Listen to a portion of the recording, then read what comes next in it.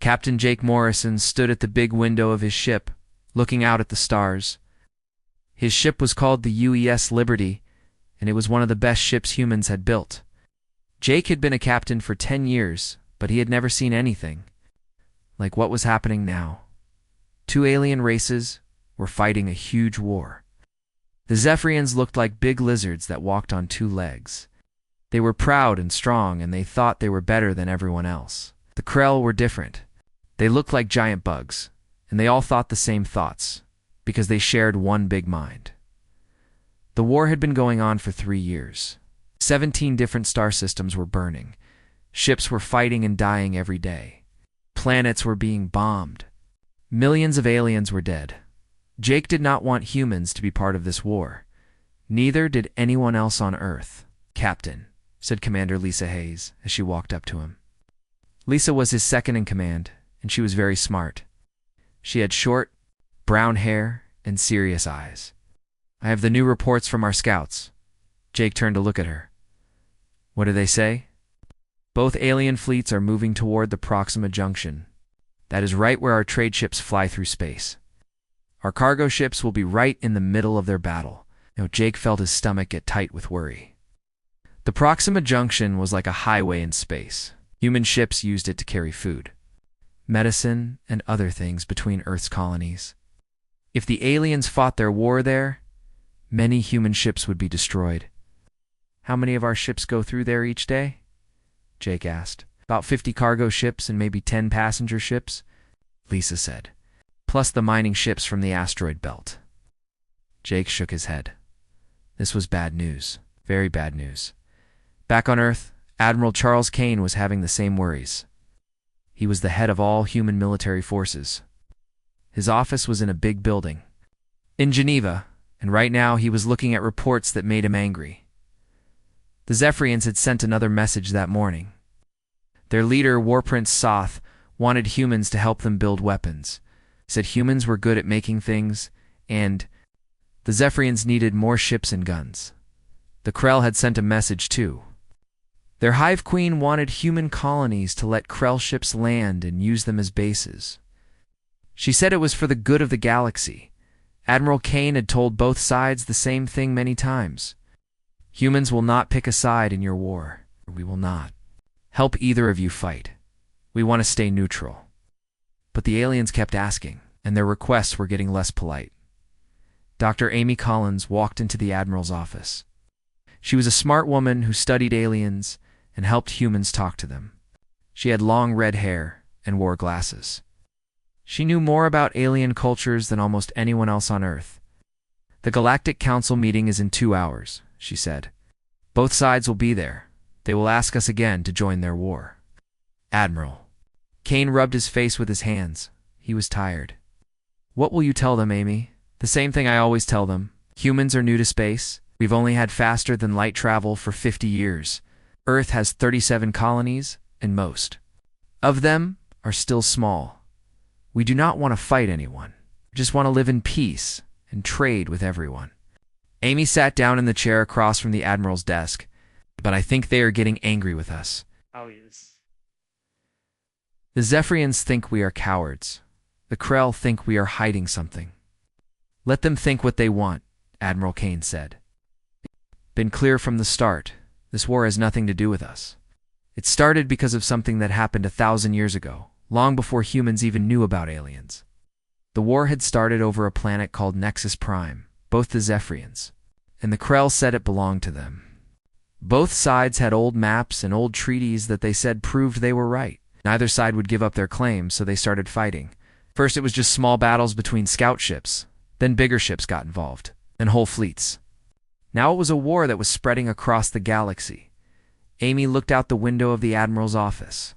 She could see the lights of the city below, millions of humans going about their normal lives. They had no idea how dangerous things were getting in space. "Charles," she said quietly, "I am worried they will not let us stay neutral much longer." "Admiral." Kane knew she was right. He had seen the reports from the border systems. Zephyrian ships were following human cargo vessels. Krell scouts were watching human colonies. Both sides were looking for any excuse to say that humans were helping their enemies. On the bridge of the UES Liberty, Captain Morrison was talking to his crew. Lieutenant Commander Nick Thompson was his weapons officer. He was young, but very good at his job. Lieutenant Sarah Kim ran the communications. She could speak 7 alien languages. Captain Sarah said, "We are getting another message from the Zephyrian fleet commander who wants to board our ship and search it." "Search it for what?" Jake asked. "He says we might be carrying weapons for the Krell." Jake felt angry. Human ships did not carry weapons for anyone. They carried food, medicine, clothes, books, and tools. Normal things that people needed to live. "Send him our standard reply," Jake said. "Tell him we are a neutral vessel, carrying civilian cargo. We will not allow any military searches." Nick looked worried. "Captain, there are 12 Zephyrian warships out there. If they decide to attack us, they would not dare," Jake said. But even as he said it, he was not completely sure. The truth was that humans were still weak compared to the big alien empires. Earth had good technology, but not many ships. The human military was designed to protect colonies from pirates and asteroid strikes, not to fight galaxy-wide wars. But humans had something that the aliens did not understand. When humans were pushed too far, they did not just give up. They got creative, they got determined, and they got very, very dangerous. Dr. Collins was at the Galactic Council meeting now. The council met on a space station called Unity Point. Representatives from 43 different alien species were there. But today, everyone was focused on the war. War Prince Soth spoke first. He was 8 feet tall, with green scales and yellow eyes. His voice was deep and harsh. "The Krell grow stronger every day. We need allies. The humans have good factories and smart engineers. They should help us." Then Hive Queen Zeroprime spoke for the Krell. She was different from the Zephyrians. Her body was covered in a hard shell, and she had 4 arms. When she talked, it sounded like many voices speaking at once. "Human space is in a strategic location. We need bases there. It is logical." Amy stood up to speak. The room got quiet. "I have told you both many times. Humans will not join this war. We will not help either side. We want to trade with everyone. And fight with no one?" War Prince Soth made a hissing sound. "You cannot stay neutral forever, human. In war, those who do not choose a side will be crushed by both sides." "Is that a threat?" Amy asked. "It is a fact," the Zephyrian said. Amy looked around the room. She could see that many of the other alien representatives were watching carefully. Some looked worried, others looked curious. A few looked hungry, like sharks smelling blood in the water. "Then let me make something clear," Amy said. "Humans have been fighting wars for thousands of years. We know how to defend ourselves. We choose to be neutral because we want peace. But if you force us to fight, you will not like what happens." The room was very quiet after she said that. Later, Amy sent a message back to Earth. It was short, but very important. "Neutrality may not be an option much longer. Recommend we prepare for the worst." Admiral Kane read the message and made a decision. He sent orders to all human ships in space. Stay away from alien military vessels. Avoid contact. When possible, but if attacked, defend yourselves with full force. Captain Morrison received those orders on the bridge of the Liberty. He looked at his crew and saw the worry in their eyes. "What do you think, Captain?" Lisa asked. "Will they really attack us?" Jake looked out at the stars again. Somewhere out there, 2 alien empires were destroying each other. And somehow, humanity was getting pulled into the middle of it.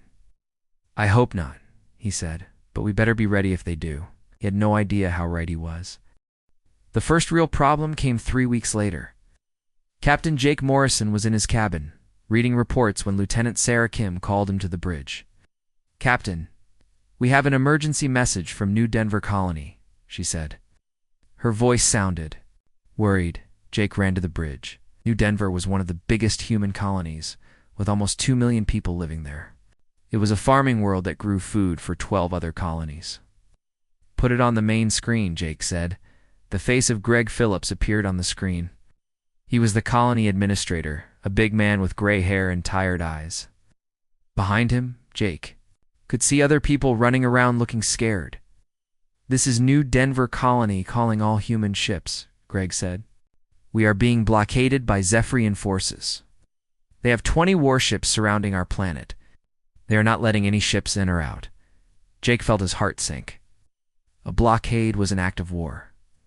What do they want? Jake asked. Greg looked angry.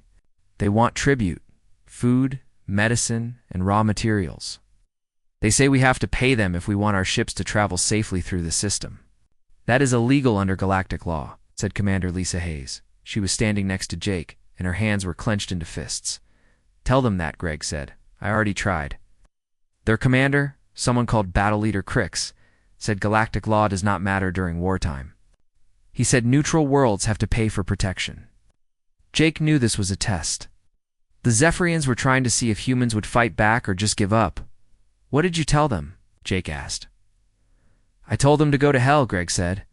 New Denver is a human colony. We do not pay tribute to anyone. Jake smiled a little. That was the right answer, even if it was dangerous. How long do you have? Jake asked. They gave us 48 hours to decide.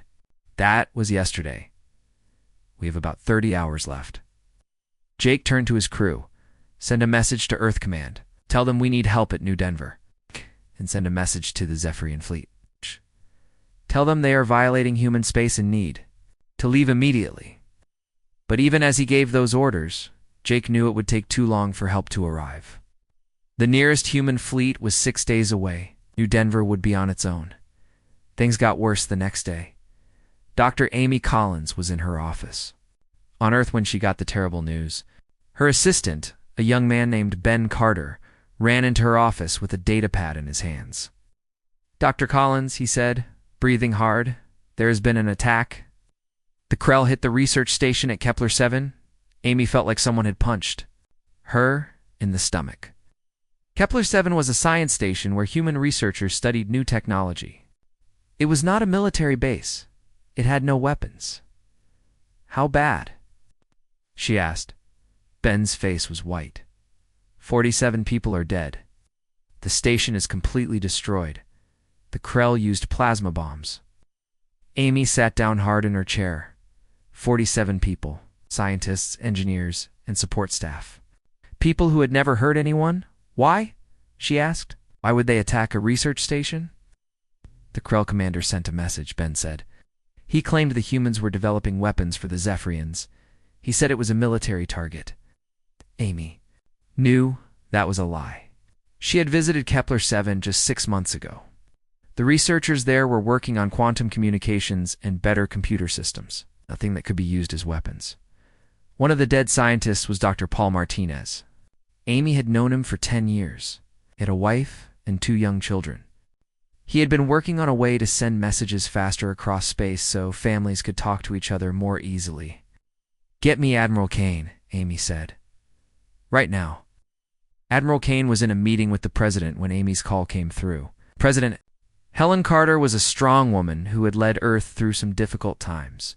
She had short black hair and sharp eyes that missed nothing. What is it, Amy? The Admiral asked. Amy told them about the attack on Kepler 7. When she finished, the room was very quiet. 47 people, President Carter said softly. Murdered for no reason. The Krell are testing us, Admiral Kane said. They were just like the Zephyrians. They want to see if we will fight back. President Carter stood up and walked to the window. Outside, she could see the lights of Geneva at night. Millions of people living their lives, not knowing that humanity was being pushed toward war. Call an emergency meeting of the Federation Council, she said. All representatives. We need to decide how to respond. The Federation Council met in a big room under the city. Representatives from all 37 human colonies were there, some in person and others by video link. Everyone looked serious and worried. President Carter spoke first. The situation is clear. Both alien powers are attacking human targets. They claim we are helping their enemies, but we know that is not true. They are trying to force us to pick a side, Galani representative. Tom Davis from New Denver was there by video. Madam President, the Zephyrian blockade is still in place. Our people are running out of medical supplies. We need help. What are our military options? Asked Representative Maria Santos from the Mars colony. Fleet Admiral Tony Rodriguez stood up. He was a tough man with scars on his face from an old accident. We have 18 heavy cruisers, 47 destroyers, and about 100 smaller ships. The new battleship Washington will be ready next month. How does that compare to the alien fleets? President Carter asked. Each side has thousands of ships, Admiral Rodriguez said. If we fight both of them at once, we will lose badly. What about fighting just one side? Asked Representative Jim Foster from the Europa colony. We might win some battles, the Admiral said. But we would take heavy losses, and the other side would probably attack us while we were busy. Secretary of State Karen Walsh had been quiet. During the meeting now, she spoke up. I have been talking to other neutral species. The Altarians, the Vegan Republic, the Centauri Federation, they are all worried about the same thing. Both sides in this war are getting more aggressive toward neutrals. So what do we do? Asked Representative Davis.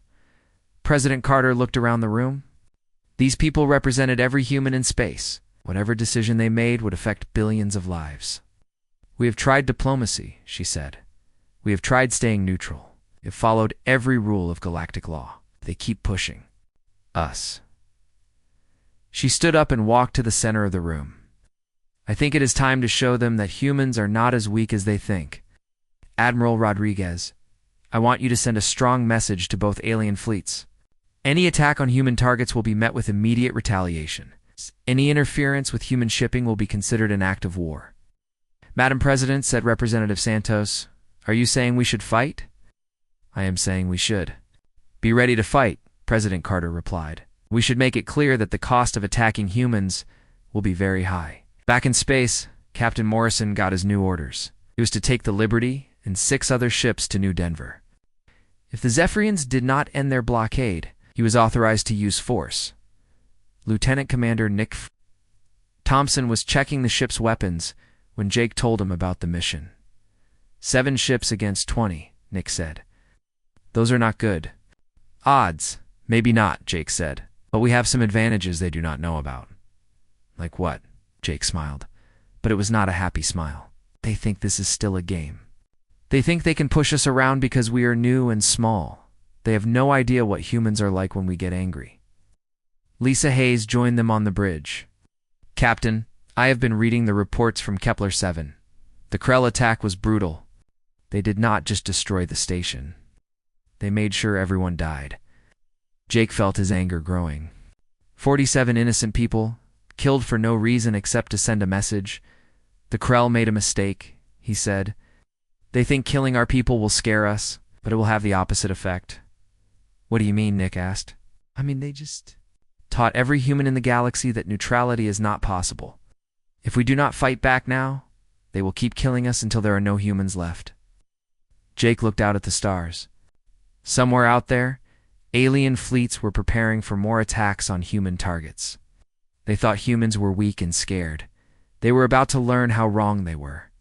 Set course for New Denver, Jake ordered, and send a message to all human ships in the area. Tell them the rules have changed. We are not running away anymore. As the Liberty jumped to hyperspace, Jake thought about Dr. Martinez and the other scientists who had died at Kepler 7. They had been working to make life better for humans across the galaxy. Now, they were dead because aliens thought humans were easy targets. That was going to change. Starting now.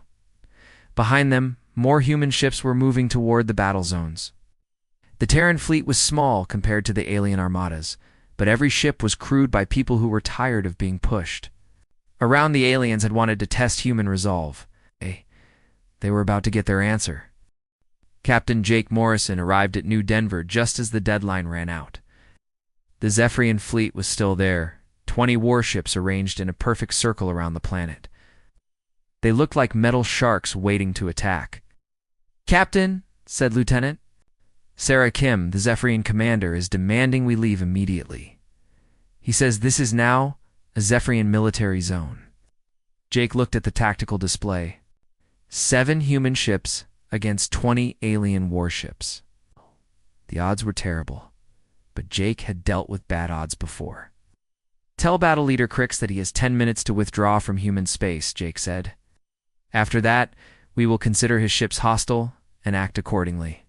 Sir, said Nick Thompson, their ships are bigger than ours. Their weapons are more powerful. But their crews have been fighting the same war for 3 years, Jake replied. They are tired, they make mistakes, and they have never fought humans. Before, the 10 minutes passed slowly. Jake watched the alien ships on his screen. They were not moving. They thought the humans would back down. Time is up, Jake said. All ships, attack formation. Target their command ship first. The Battle of New Denver lasted for hours. The human ships were smaller and faster than the Zephyrian vessels. They used hit-and-run tactics, striking hard, and then disappearing before the aliens could respond. Jake's ship, the Liberty, led the attack. They fired their missiles at the Zephyrian flagship and then dove toward the planet's surface, using the atmosphere to hide from enemy sensors. Direct hit on their command ship, Nick reported. Their shields are down to 60%. Good. Now target their engines. The human ships worked together like a pack of wolves. When one ship was in trouble, the others would cover it. When the aliens tried to surround them, humans would scatter and regroup by the end of the battle. 8 Zephyrian ships were destroyed, and 5 more were badly damaged. The alien fleet retreated, leaving New Denver free. But Jake knew this. It was just the beginning. The aliens would not forget this defeat. 2 days later, the worst attack came. The Krell made a decision that changed everything. Governor Brad Collins was having breakfast with his family when the alarm started. Brad was the governor of Haven Prime, a farming world with 3 million people. It was also Dr. Amy Collins' younger brother. His wife, Janet, looked up from her coffee. What is that noise? Brad was already reaching for his communication device. Colony defense alert. Everyone stay calm. The message that came through made. His blood turned cold. Governor Collins, this is Defense Commander Steve Walsh. We have a Krell Hive fleet in orbit. 50 ships, maybe more. They are demanding we evacuate the entire planet within 24 hours. Brad ran to his office in the governor's mansion. Through the big windows, he could see the alien ships in the sky. They looked like giant metal insects, dark against the morning sun. Why do they want us to leave? Brad asked Commander Walsh. They say Haven Prime is strategically important for their war effort. They need it as a base to attack Zephyrian territory.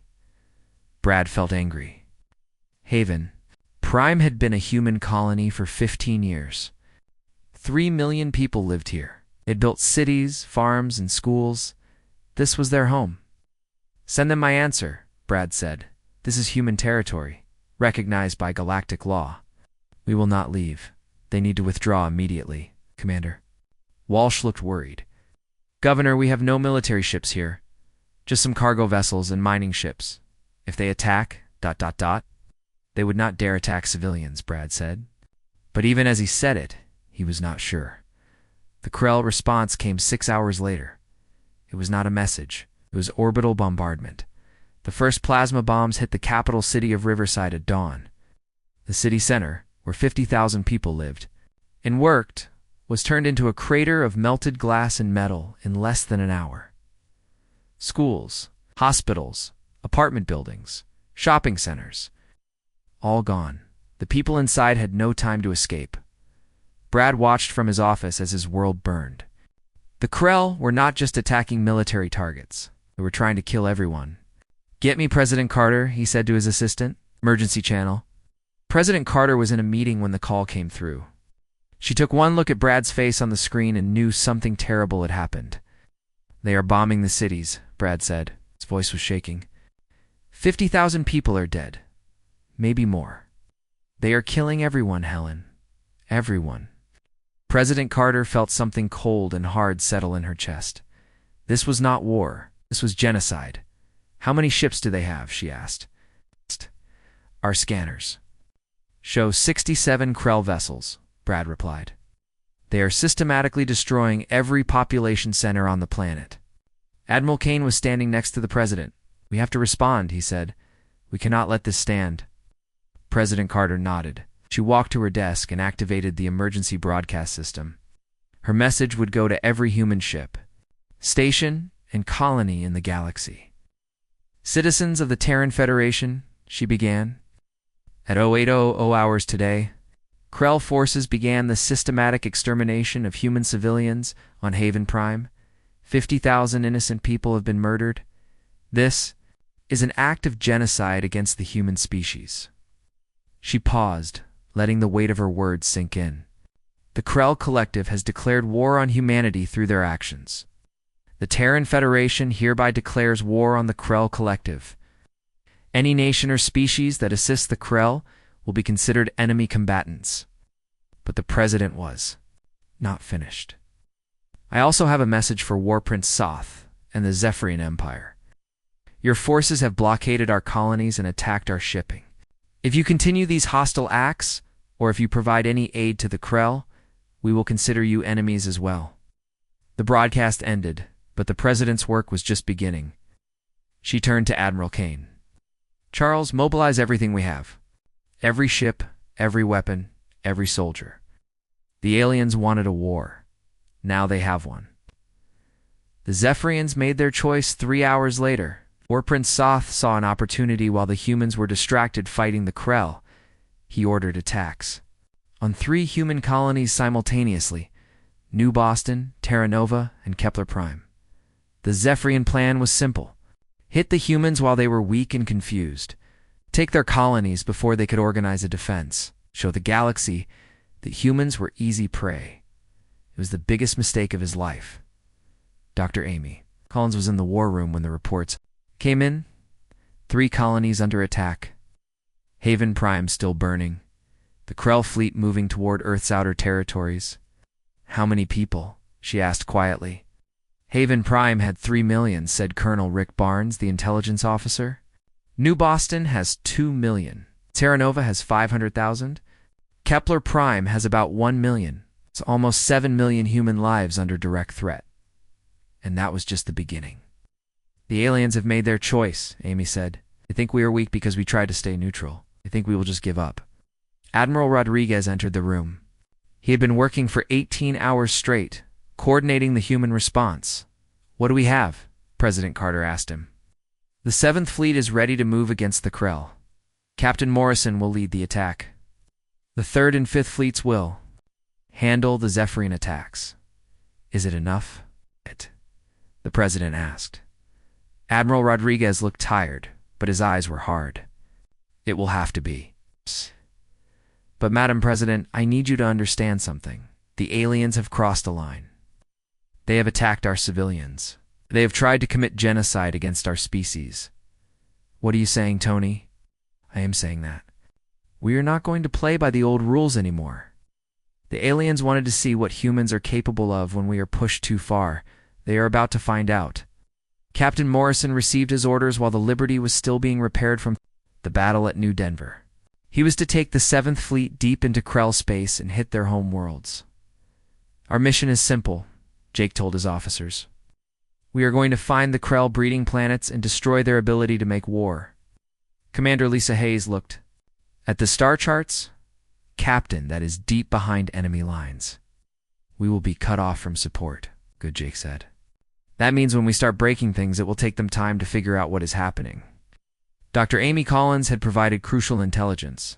The Krell reproduced in cycles. Right now, they were in their peak breeding season.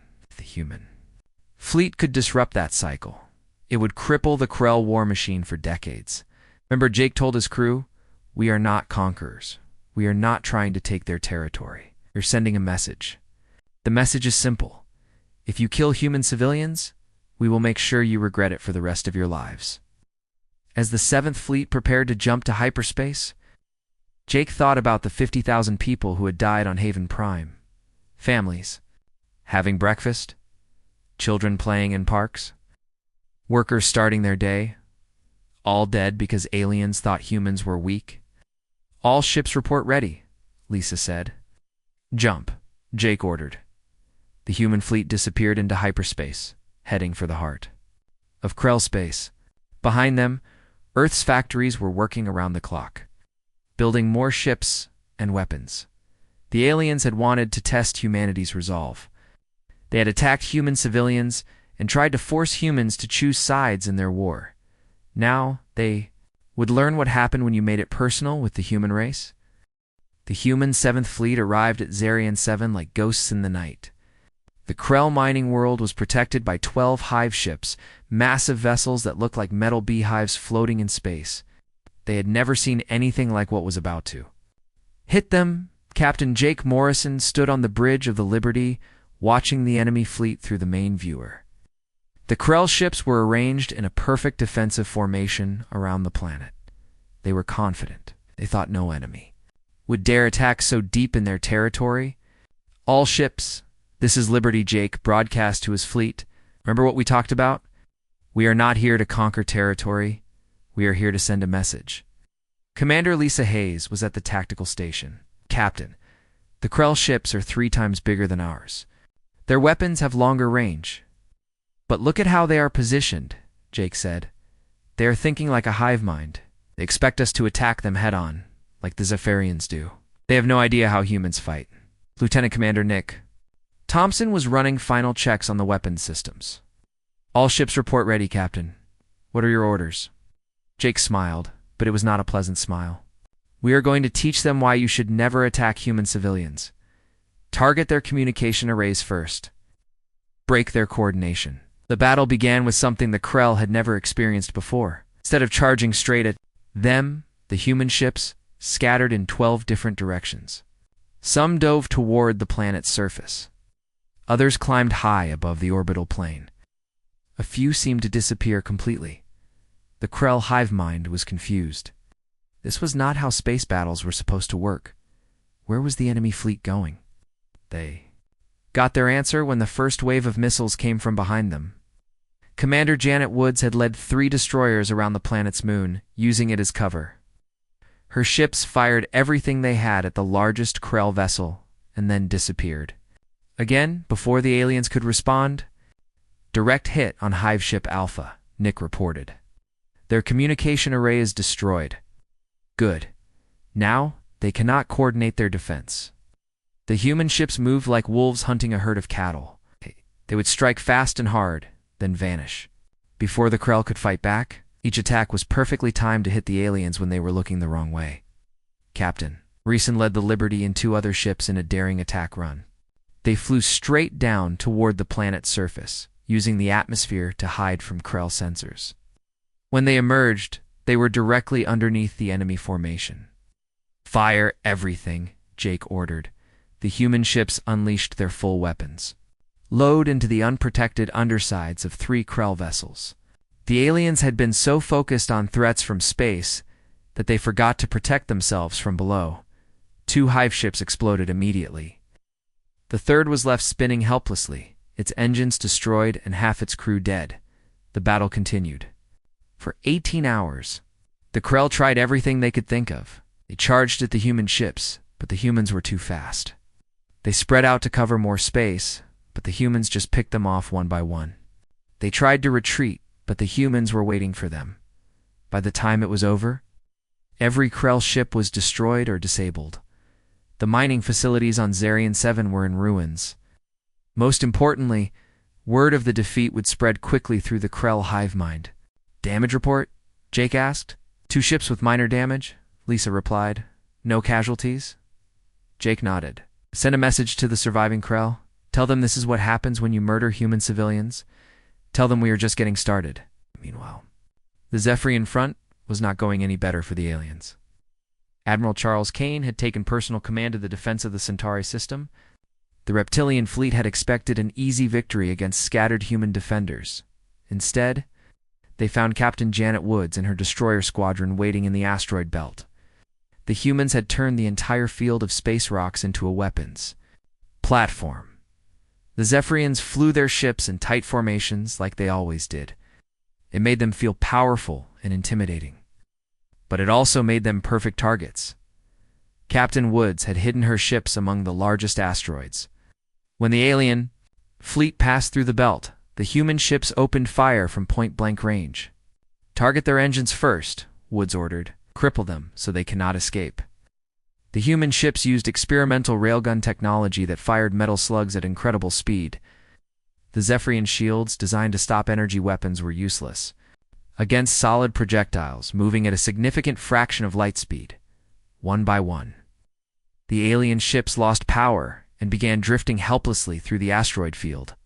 Some tried to surrender, but Admiral Kane had given strict orders: no prisoners until the aliens paid for their crimes. War Prince Soth watched his fleet die from the bridge of his flagship. He had started this battle with 30 ships. Now he had 8 left, and they were all damaged. How, he demanded of his tactical officer. How are these humans so effective, my lord? The officer replied nervously. They do not fight like any species we have encountered before. They adapt constantly. Every few minutes, they try something new. Soth was beginning to understand something terrible. The humans were not just defending themselves. They were learning. Every battle taught them new ways to kill alien ships more efficiently. Back on Earth, Dr. Amy Collins was analyzing the combat data from both fronts. What she found both amazed and terrified her. Admiral Rodriguez, she said, you need to see this. Admiral Tony Rodriguez looked at the data on Amy's screen. What am I looking at? Combat effectiveness ratings. Our ships are performing 3 times better than our best estimates predicted. How is that possible? Amy pointed to a series of charts. Look at the pattern.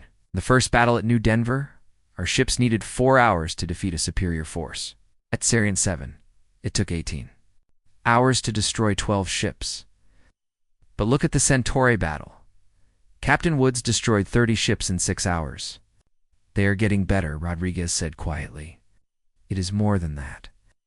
Tony, our crews are not just learning how to fight these aliens.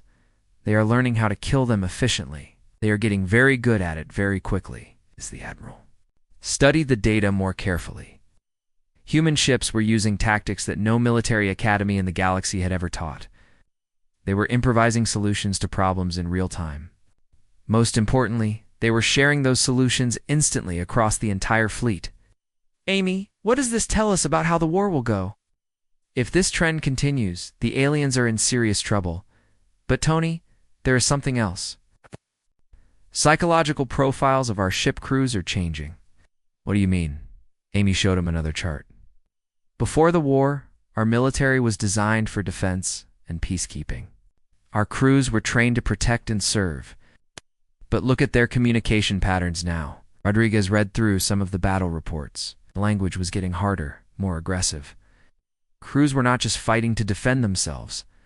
Anymore, they were fighting to punish the aliens for what they had done. They are angry, he said. They are furious, Amy corrected. And that fury is making them incredibly effective. But Tony, I am worried about what happens when this war is over. Will our people be able to stop? Before Rodriguez could answer, another report came in. Captain Morrison and the 7th Fleet had struck again, this time hitting a Krell breeding world called Nexus 9. The attack had been so devastating that 3 nearby Krell systems had surrendered without a fight. Send more ships to support Morrison, Rodriguez ordered. And Amy, prepare a full analysis of alien morale. I think they are starting to break. Amy nodded, but she was thinking about something else. For 3 years, the Zephyrians and Krell had been fighting each other in brutal, grinding warfare. Both sides were experienced, tough, and confident, but they had never fought humans before. They had no idea what they were dealing with. Humans did not just adapt to warfare, they revolutionized it. Every battle taught them something new, and they implemented those lessons faster than any species in galactic history. More importantly, the aliens had made a critical mistake. They had not just attacked human military targets. They had murdered civilians. They had tried to commit genocide. That had awakened something in humanity that the aliens did not understand. Humans could be peaceful and reasonable when treated with respect. But when someone tried to destroy them, humans became something else entirely. They became the most dangerous predators in the galaxy. On the Bridge of the Liberty, Captain Morrison was planning his next attack. The Krell had 7 major breeding worlds. He had destroyed one and badly damaged another. 5 more to go. Set course for Hiveworld Prime, he ordered. It is time to take this war to their home system. As the human fleet jumped to hyperspace, Morrison thought about the 50,000 civilians who had died on Haven Prime. He thought about Dr. Martinez and the other scientists killed at Kepler-7. The The aliens had wanted to see what humans were capable of when pushed too far. They were about to find out. 6 months after the massacre at Haven Prime, the war was over. But it did not end the way anyone had expected. Captain Jake Morrison stood on the bridge of his flagship, now called the UES Vengeance, looking down at the Krell homeworld.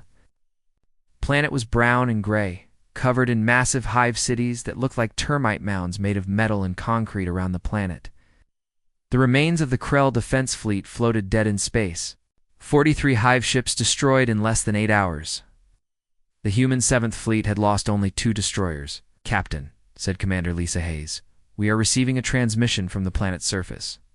"Put it on screen." The face that appeared was unlike any Krell that Jake had seen before. This one was larger, with golden markings on its shell-like head. Its 4 arms moved in complex patterns as it spoke. "I am Hive Queen Zeraprime, supreme ruler of the Krell Collective," the alien said. Its voice sounded like many people talking. "At once, I formally surrender all Krell forces to human authority. We accept your terms unconditionally." Jake felt no satisfaction at hearing those words. Too many people had died to reach this point. "The terms are simple," Jake replied. "Complete. Withdrawal from all human space. Payment of reparations for the civilians you murdered. And formal recognition that any future attack on human targets will result in the complete destruction of your species." The Hive Queen's forearms trembled slightly. "We understand. It will be done." The Krell surrender had come after Jake's fleet. Systematically destroyed 5 of their 7 breeding worlds. Each attack had been more devastating than the last. The human ships had learned to target the specific areas where Krell young were. Born and raised, it was not just military strategy. It was psychological warfare designed to terrify the enemy into submission. The Zephyrians had lasted only 3 weeks longer than the Krell. War Prince Soth had thought his reptilian warriors were tough enough to outlast the humans in a long war. He had been wrong. Admiral Charles Kane himself had led the final assault on the Zephyrian capital system. The alien fleet had tried to make their last stand around their homeworld. Using every ship they had left, Captain Janet Woods, now promoted to admiral, had developed new tactics specifically for fighting Zephyrian formations. Her ships would appear to retreat, drawing the aliens into pursuit. Then human reinforcements would attack from the sides and behind. Trapping the enemy in a killing box, the final battle lasted 2 days. When it was over, the entire Zephyrian war fleet was destroyed. Their capital city was in ruins. Their proud military tradition was broken forever. War Prince. Soth's final transmission had been brief. "We yield to human military superiority. What are your terms?" President Helen Carter had delivered those terms personally, broadcasting them. Across the galaxy, complete withdrawal from all human space, payment of reparations for every human life lost, and acceptance of humanity's permanent neutral status under galactic law. But the real message had been delivered by Admiral Rodriguez at the peace conference on Titan Station. "We told you we wanted to stay neutral. We gave you every chance to respect that choice. You decided to test us instead." The alien representatives sat in silence as Rodriguez spoke. The Krell delegation looked like beaten insects. The Zephyrians could barely lift their heads. "This is what happens when you make it personal with humanity," Rodriguez continued. "We do not just defend ourselves. We make sure you never want to threaten us again." Behind him, a holographic display showed the current strength of the Terran fleet. 347 ships, with more launching every week. Before the war, humanity had owned fewer than 70 military vessels. "The Galactic Council will recognize Earth as a Tier 1 military power," Rodriguez announced. "Any species that threatens human interests will face the full weight of our response." Amy Collins watched the ceremony from Earth. She felt proud of what humanity had accomplished, but also worried about what they had become. The war had changed them. Before the fighting started, humans were curious explorers who wanted to learn about the galaxy and make friends with other species. Now they were something else, something harder and more dangerous. She had studied the psychological profiles of the returning crews. The anger that had driven them to victory had not faded with the alien surrender. If anything, it had grown stronger. Captain Morrison, now Admiral Morrison, was the perfect example. He had started the war as a reasonable man who wanted to avoid conflict. He was ending it as one of the most feared military commanders in galactic history. "Amy," said President Carter, joining her at the observation deck. "What do you think? Happens now?" "I think the galaxy has learned to leave us alone," Amy replied. "But Helen, I am worried about us. We won this war by becoming something we were never meant to be." President Carter nodded. "I know, but we did not have a choice. They forced us to fight." "Did they? Or did we choose to escalate beyond what was necessary?" The president was quiet for a long moment. "Amy, 50,000 people died on Haven Prime. 47 scientists were murdered at Kepler 7. Millions more would have died if we had not acted. I know, I am not saying we were wrong to fight back. I am saying we might have won too completely." What Amy meant was clear to anyone who looked at the numbers. The human military had not just defeated two galactic superpowers, they had crushed them so thoroughly that neither species would be able to threaten anyone for decades. The Krell Collective was broken. With their breeding worlds destroyed, it would take them a century to rebuild their population. The Zephyrian Empire was in civil war, with different factions fighting over the ruins of their government. Meanwhile, humanity was stronger than ever. Human colonies were expanding rapidly. Human technology was advancing at an incredible rate. Human ships patrolled trade routes across half the galaxy. Other species were taking notice. The Altarian Republic had requested a defense treaty with Earth. The Vegan Confederation was asking for human military advisors. Even the powerful Centauri Federation was treating humanity with new respect. Admiral Morrison was overseeing the construction of humanity's first deep space fortress at the edge of the galaxy. The massive station would serve as a base for long-range patrols and a reminder to any species thinking of challenging human interests. "Admiral," said Commander Hayes, now his chief of staff, "the fortress should be operational within 6 months. The alien governments are calling it a threat to galactic peace." Morrison looked out at the construction ships building humanity's new symbol of power. Let them complain, they had their chance for peace. They chose war instead. "Do you think they learned their lesson, sir?" Morrison thought about all the battles they had fought. The alien ships burning in space, the enemy worlds surrendering, one by one. The complete collapse of two military empires that had thought humans were weak. "They learned," he said quietly. "If they forget, we will be here to remind them." The Terran doctrine had become the new reality of galactic politics. Leave humanity alone, and they would leave you alone. But cross them once, and they would make sure you could never do it again. On Earth, children were learning about the war in school. They called it the Independence War, the conflict that established humanity as a major galactic power. The textbooks talked about brave human heroes defending their homes against alien aggression.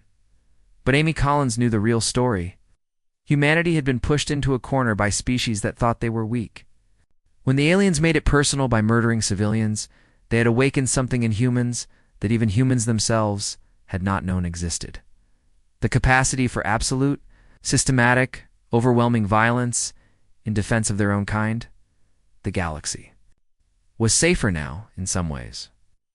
No species would dare attack human civilians again. The trade routes were more secure. Smaller, weaker civilizations could ask for human protection against bullies. But it was also a more dangerous place. Humanity had proven that a supposedly peaceful species could become the most efficient killers in the galaxy when properly motivated. As Admiral Morrison watched the fortress taking shape, he thought about War Prince Soth and Hive Queen Zeraprime. They had started this war thinking humans were easy targets. They had learned the truth too late. In the depths of space, humanity's warning echoed across 1,000 worlds. "We told you we would stay neutral. Should have listened now," everyone was listening, whether they wanted to or not.